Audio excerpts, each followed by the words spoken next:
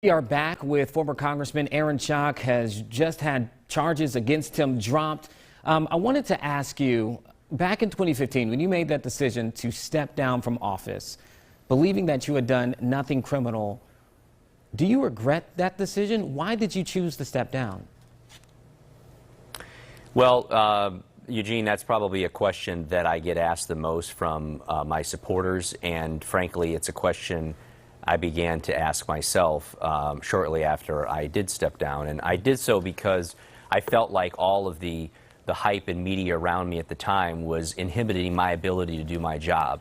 And I know it sounds cliche to say it, but you know, public service to me was always about my constituents. It wasn't about me. And when it became clear to me that all of this attention was distracting from my ability to do my job, I thought I was doing what was best for my constituents in putting their interests ahead of mine and stepping aside. And I believed that very quickly the dust would settle and people would realize that there was no truth to the allegations against me.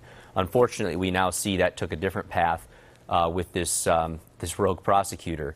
Having said that, I do believe if I would have stayed in office, not only would I never have been charged, but I think ultimately the House Ethics Committee process would have proven me out to be innocent of these allegations, so and therefore would have kept the job. But you know, hindsight's 20/20. I think no matter what line of work you're in, no matter where you are in life, you can look back at certain points in your life and say, gee, I wish I could have done that a little different, or maybe made this decision differently.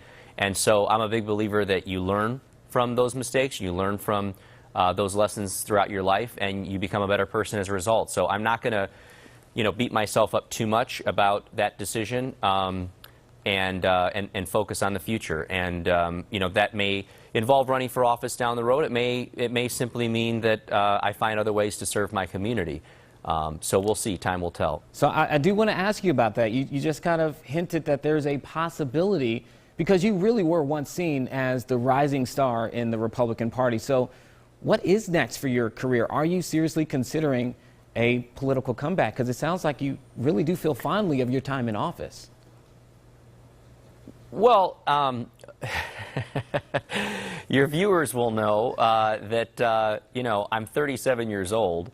From the time I was 19 to the time I was 33, I held elected office. So for most of my cognizant adult life, I was a public official. And I think while your viewers may not all agree with the decisions I cast, some of them may not have ever voted for me, but I think they would have to agree that I worked very hard in the job that I held, whether it was at the local school board, whether it was in the state legislature, or whether it was in Congress. I worked 7 days a week, and I made sure that I got around to all parts of my congressional district at the time. And so I enjoyed my job, and I constantly woke up every day thinking about the people I was serving and trying to figure out the best way to deliver for them. It's also an all-in type of job. It was 24 hours, 7 days a week, and I will say that while the last 4 years has been stressful for me from a legal perspective and dealing with the government, I've been able to enjoy some evenings, I've been able to enjoy some weekends, and have a little bit more free time than I was used to the prior 14 years I was in office. So for right now, it's a great sigh of relief for me and those around me to know that this is behind me, and now I can look forward and look at what opportunities might lie ahead. I simply say I don't know because I don't know. And I know people like to say, well, will you run? Well, look, I'm 37.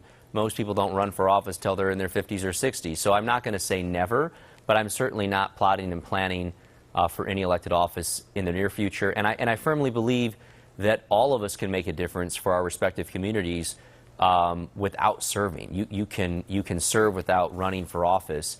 And sometimes people can make a greater impact in their community by not even being in office. So I have a heart to serve, and I think there's multiple ways to do that. And I also think the private sector is exciting as well. I've been focused on real estate development, which is what I was doing before I ran for Congress, and I've been having success and enjoying that as well. So I'll take some time now that this is behind me, and you know, certainly appreciate the outreach that I've felt from some people back home to consider a possible run, but I'm not ruling anything in or out at this point. All right. Well, Aaron Schock, thank you so much for being with us today. I know you're in LA right now, but definitely next time you're in Central Illinois, we'd love to sit down and talk with you then as well. Again, Aaron Schock joining us today. Thank you so much for your time. Thank you, Eugene. It's great to be with you. All right.